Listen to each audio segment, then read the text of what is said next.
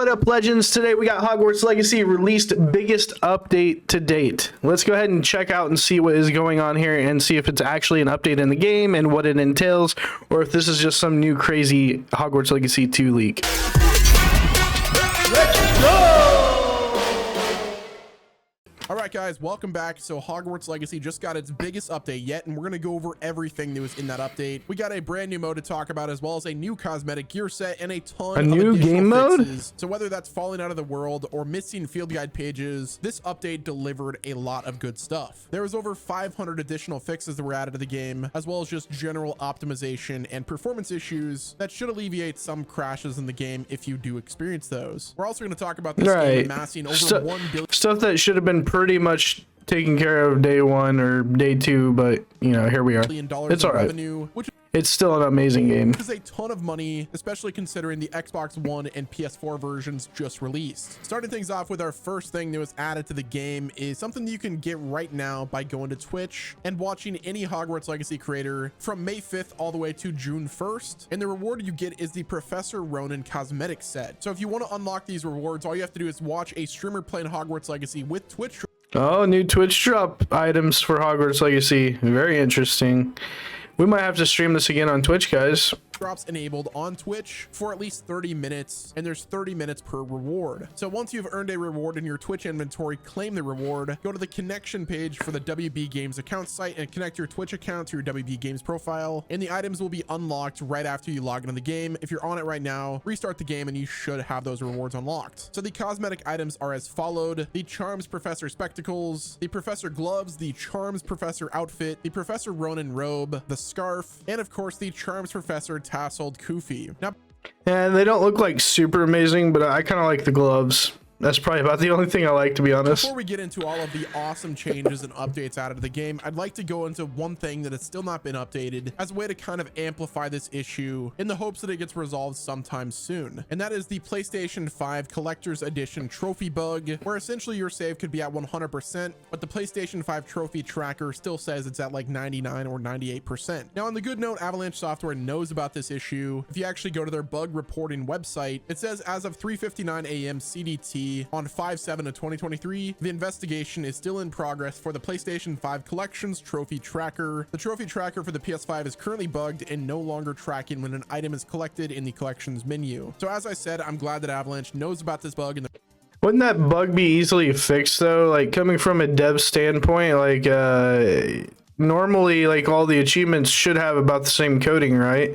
So wouldn't you just find the flaw in the code for that achievement and simply fix it? Or who knows? I don't know exactly their procedures for addressing these sort of situations, or even if it's on a priority list or not, but they're fixing it. But unfortunately, there is no ETA on when the fix will be deployed. I just hope that there is a little bit of urgency for Avalanche now that their big update has just been released. Next up, let's go ahead and ridiculous our way into the next big update for Hogwarts Legacy, and that is the Arachnophobia mode. If you guys are like Ronald Weasley and you don't like dealing with spiders in games, and you've even actively avoided playing the game because of the spiders, well, no longer are you going to have to follow the spiders, because there has been an Arachnophobia mode that was updated with the game. And if you head over to the see, I find this so weird because, like, I don't like spiders either, but like it kind of makes the game interesting.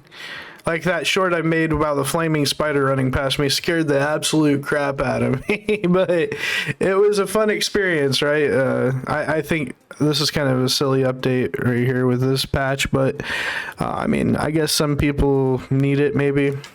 The accessibility options, when you toggle it on, the mode will change all enemy spider appearances, and it's a throwback to the books and movies. What does it change the appearance to? Ridiculous spell and change the appearance to the spider. Are they gonna have skates? Something pretty funny. It looks like a big old blob with eyeballs and roller skates for feet. So along with all of the appearance changes, they removed small spider ground effect spawners. It turns all of the static spider corpses in the world invisible. But one note that they gave on that is collision is still active to prevent players from getting stuck when toggling the setting on. And note the spider images in the field guide page remain unchanged. Now, as for some of the additional changes that they highlight, we've got a ton more that we're going to talk about that are pretty game changing. But first and foremost, they identified and resolved multiple collections and field guide page issues. They performed multiple save game fixes, resolved multiple issues that could cause the player to fall out of the world. One of the biggest cosmetic, I never ran into that issue, so I'm not sure where they're falling into the world at, but fixes that they did. In some circumstances where you get your robe dirty, it will sometimes stay dirty. And according to the patch notes, they said that they did some laundry after students pointed out that the robes look dirty. Now we have to talk about one of the most annoying bugs that has been fixed with this update, and that is the legendary reward chest that was plaguing the game. So essentially what would happen is if your guys' cosmetic inventory was full and you went up to a legendary chest and opened it to get the reward, it would tell you that there's no place in your inventory to place the reward. You went into your cosmetic inventory to free up some space, and then you went to go open the legendary chest again, and it would say that it's locked and you couldn't open it. For the next big addition to the game, if you actually go to the Defense Against the Dark Arts classroom, they resolved an issue where the Windolin the Weird painting was missing the visual effects, so they added it back with this update. Now for some of the gameplay updates that they fixed with the missions, they resolved gaps between walls being present at various locations. Now in the final area, they fixed an issue where the mission would not progress past the defeat the enemy stage. They resolved the issue of the Hogwarts South Battle Arena not having a check mark after being completed. I know this was an issue that a lot of people in my comment section had. They fixed the issue of chests not being able to be collected in various locations. They fixed beasts in a cage not being rescued after opening the cage. There were some visible gaps on the ground at various locations in the open world that they updated. One issue that I personally had was the grap horn disappearing during battle. Well, that issue is now resolved. No, I never experienced that issue either. Master's room. Next up, they resolved the issue where the player is able to return biscuit to Garnuff even without having it. Now I didn't think that I'd be talking about these, but there were some updates to the doors. They resolved leaving and re-entering the dungeon that may cause the doorway to become blocked. Resolved the avatar gets stuck between the wall and the spinning door. They resolved the haunted house door standing out when the player casts Revelio. Now for some general world event fixes, we've got black debug planes being visible when dancing shoes WoW event triggers. We have a fix to the dancing shoes being triggered while still in the store. Sometimes whenever you interact with the ice garden for the first time, it will freeze your game. They removed Ice Garden world events from the game. They added a ton of updates to the NPCs, so the game should feel a lot more immersive. Next up, we have some combat updates. They resolved spiders spawned by the Acromantula keep attacking on the arena's victory screen. Resolved the problem of the troll not attacking when the avatar is close to a wall, and resolved when dodging the first swing of a troll parry attack. With a blink, the second attack will teleport in front of the avatar. When dodging the first swing with a blink, I'm glad I didn't run into like any of these bugs because they sound terrible. The next club smashing onto the ground will be unblockable from the troll. Resolve trolls being able to dash for an excessive long distance when attacking the player after they perform a swift dodge roll. There's the issue with the forest troll disengaging from combat in a bandit camp. They resolve the river troll not attacking the avatar at a certain distance. And there's overall just a ton of updates to the trolls. There was a ton of quality of life updates to them, and I'm glad they did it because there were some annoying aspects to the trolls, even on harder difficulties, which made them super annoying to fight. There was a bunch of issues with the cinematics that they updated. Next up, we have a bunch of updates to the puzzles that we're going to go into. First off, the moth near Fig's classroom disappearing when the avatar is carrying it to the moth frame. Another fix is Lumos ignoring spinners and not attaching. Next up, they fixed Snidgets not being found if the player finishes the Moonstone puzzle prior to starting the quest. They resolved low LOD on fire puzzles in Hogwarts. Resolved missing collision on the walls next to the Incendio puzzle cube. They resolved blocking the progression by placing the Accio platform in the middle of the bridge puzzle, which reset the room. There was the puzzle cube not respawning and getting stuck midair multiple times. And lastly, resolved characters disappearing during dialogues if a Merlin trial was completed just before the interaction. That's a lot of stuff.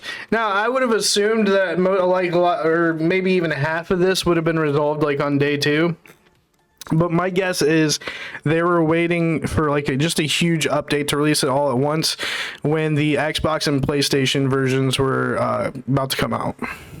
I think that's what they were waiting for. A lot of overall conversations, like general timing issues fixed. So that's always good to see. They fixed some of the pop-in and some of the clipping. Speaking of clipping, there were some general clipping instances with gear and hair combinations with some characters. Now for the avatar or the player, there is the problem of dying jumping over railing. Various locations where you'd get stuck in the game have been fixed. Resolved Loomis light passing through the headwear and illuminates the avatar's head. A ton of optimizations for removing and deleting objects at locations. They fixed the big problem of the ancient magic meter capping at 2 bars when loading a save from the main menu. There was a ton of other issues fixed with the achievements and trophies, resolved the combat and quest challenges remaining at 99% when completed, blocking the avatar from reaching level 40 and 100% completion. There's also a bunch of other 100% completion issues. They did a bunch of updates to different spells and talents. They fixed some issues with the VFX, Mandrake, like the weird painting that we talked about earlier. And last but not least, this update contained a bunch of performance and just I really like the pet room. I think that's pretty cool. It's just like it looks like a greenhouse in your own room, and then you go in and it's like this massive world. Stability, quality of life improvements, which should mean that the game should overall perform better. For instance, they updated FSR to 2.2, they updated DLSS to 3.1.2, and then they updated the XESS to 1.1, and some overall optimization for ray tracing. Also, if you have not purchased Hogwarts Legacy yet, they did have an updated minimum driver recommendations for NVIDIA cards. So before you jump into the game, I recommend checking out the minimum driver recommendation for your GPU so you can have the best experience. Now, overall, this update was pretty massive. It added a bunch of needed changes to the game, provided a bunch of quality of life fixes, but that's not to say that there's still not issues with the game. There's still some bugs that definitely need worked out, like the collector's trophy bug. I genuinely believe that that should be priority #1 for Avalanche Software. I know that they're currently... I mean, they're probably gonna fix it and reward everyone who had already claimed or, you know, done it.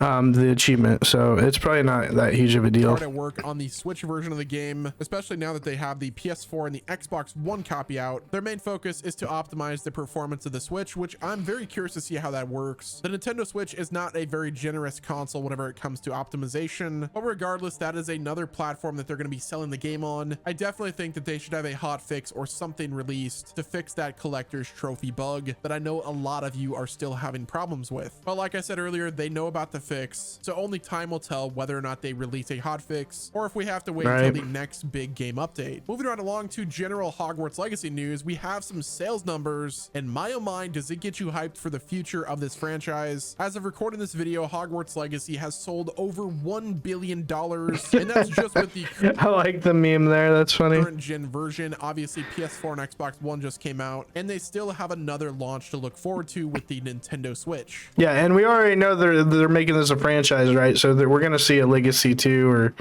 or you know, some sort of follow-up game with the first like Hogwarts Legacy, which will give them access to one of the biggest console markets out there, with over 122 million units sold on the Nintendo Switch, with many more people flocking to buy one with the release of Tears of the Kingdom. July is turning out to be the best case scenario for Hogwarts Legacy to release on the Nintendo Switch. But yeah, guys, that's gonna wrap it up with this video. The Hogwarts Legacy update was pretty massive. Hopefully you jump into the game. If you're still on the fence of buying the PS4 version, I personally recommend it. I played it on my PS4 recently and it played really well. So if you're holding off to buy Hogwarts Legacy until you got your PS5 or your PC or your Xbox Series X, I recommend jumping into it now with the PS4 version. But yeah, guys, that's gonna wrap it up with this video. Let me know what your thoughts are in the comment section. Like the video, subscribe to the channel, and until next time, this has been Wes, and I'll talk to you guys again soon. Yeah, so like I said, these patches probably should have been out way sooner than they are now, but like I said, I think they're just waiting for an overall huge patch to push out to everybody